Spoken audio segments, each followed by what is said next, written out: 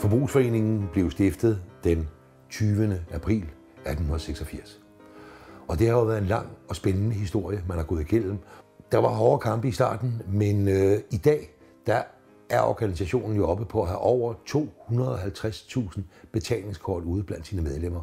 En fantastisk stor succes og organisation, men hvordan vil det se ud om 25 år, når den bliver 150? Hvordan vil fremtiden se ud? Vi har inviteret et par fremtidsforskere, der skal se på mulighederne for Forbrugsforeningen ind i de næste 25 år. Forbrugsforeningen tilbyder et sæt fordele, der vil være lige så relevant i fremtiden, og som vil få et meget stort klaver af nye spændende muligheder at spille på, efterhånden som den teknologiske udvikling kører fremad. Altså de største tjenester på nettet i øjeblikket er jo de sociale netværk. Og det er jo i virkeligheden det samme grundsubstans, der er i dem, som der har været i Forbrugsforeningen i rigtig mange år. Fordi at det er jo en god ting at samarbejde, også når man kan få nogle gode priser og få det ud af samarbejdet. Det der er forskellen til den gamle tid og til den tid, vi lever i nu, er jo, at det kan ske ultra meget hurtigere, end det har kunnet før. Så i den grad, så er der jo plads til Forbrugsforeningen eller forbrugsforeninger, for der er jo også en udfordring i det. Fordi det er jo ret hurtigt at lave sådan en størrelse på nettet. Det vi ser ske, det er jo egentlig, at det sociale element stadigvæk betyder meget, og fællesskabsfølelsen betyder meget, og så skal vi også lige huske, at det her det er jo også drevet af fordele, ikke? Og det vil sige, at det er jo alle sammen elementer, der vil være der også i fremtiden, så jeg tror bestemt, at foreningen går en stor fremtid i møde.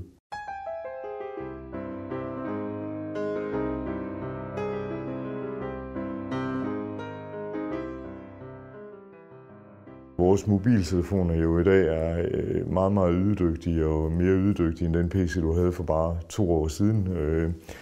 En telefon som den, jeg har til at ligge her på bordet, er en meget, meget slagkraftig sag, som også er udstyret med en stor skærm, så det vil sige, at den kan give mig en masse informationer i nuet, øjeblikket her.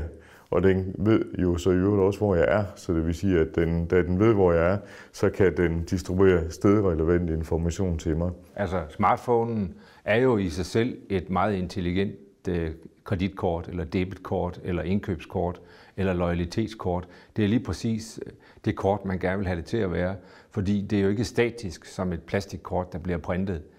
Der er jo mulighed for at ændre profil og lægge nye point ind osv. osv.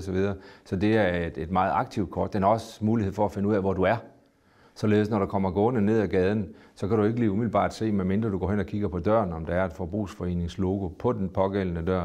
Det kan den her selv finde ud af, så når du går ned ad gaden, taler den jo til GPS'en, og så taler den ind til Forbrugsforeningens database, og så siger den, prøv at høre, hvis du går derover i dag, så er der altså ekstraordinær 18%, fordi det er den 4. maj, og det er godt vejr, og vi har haft et fint år, og du er jo et pænt menneske, og du har fødselsdag i morgen. Meget af det, der foregår på sådan en smartphone, det ligger jo i små programmer, apps eller applikationer, og det vil sige, at Forbrugsforeningen kommer til at skabe applikationer, som man så kan vælge. Så downloader man jo det her program og har det på sin smartphone. Så har man en applikation, som potentielt også kan skræddersys til det, som nu egentlig er det, jeg primært interesserer mig for.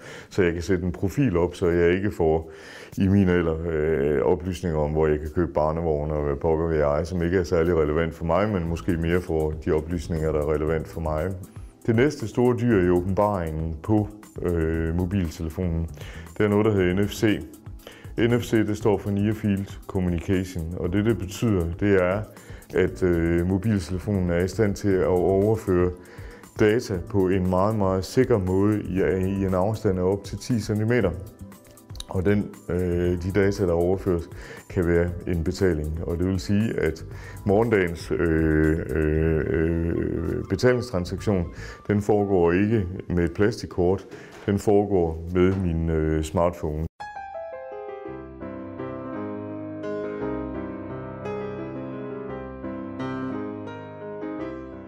Nu har vi ligesom talt om det aspekt, der hedder mig i bevægelse og indkøb, hvor smartphonen jo er det kommende værktøj og instrument.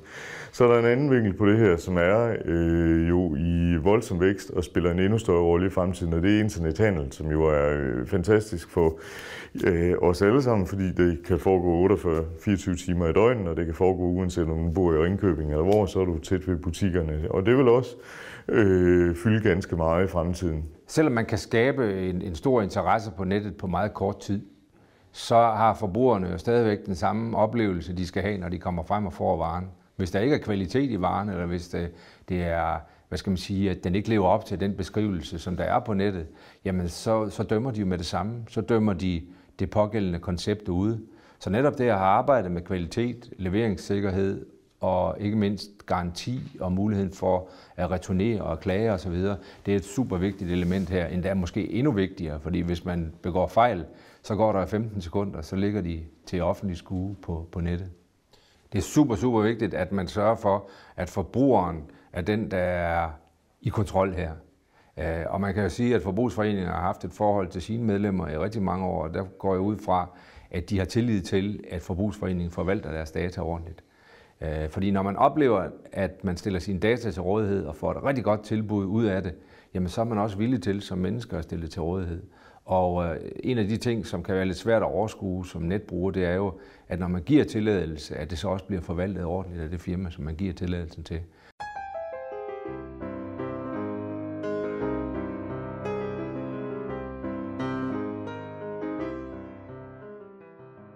Efterhånden som alle varer bliver elektronisk mærket, så åbner det jo for en ny vifte af muligheder. Fordi når varen er elektronisk mærket, så ved den jo også dens oprindelse, den ved hvilke ingredienser den består af, som den bliver i stand til at komme med menuforslag, havde jeg sagt, hvis det er det. Pludselig når du kommer hjem med varen, kigger vi så lige 10 år frem, så vil de køleskab vide, hvad der står i det, fordi alle de elektroniske varer er mærket, så når du sætter dem ind i køleskabet, så registreres der jo, hvad der står i køleskabet, og det betyder, at de køleskab er i stand til at fortælle dig, at du er ved at løbe tør for mælk, eller hvad det nu er, juice, eller hvad det nu skulle være. Så et fremtidigt købsscenarie her, det er, at dagligvaresiden op til et vist niveau bliver automatiseret. Så det vil sige, at du godkender, at du skal have en minimumsbeholdning af mælk og juice osv. Og så er køleskabet i samarbejde med Forbrugsforeningen for at holde den side på plads. Altså, der sker jo det, at alt, hvad der kan digitaliseres, det bliver digitaliseret.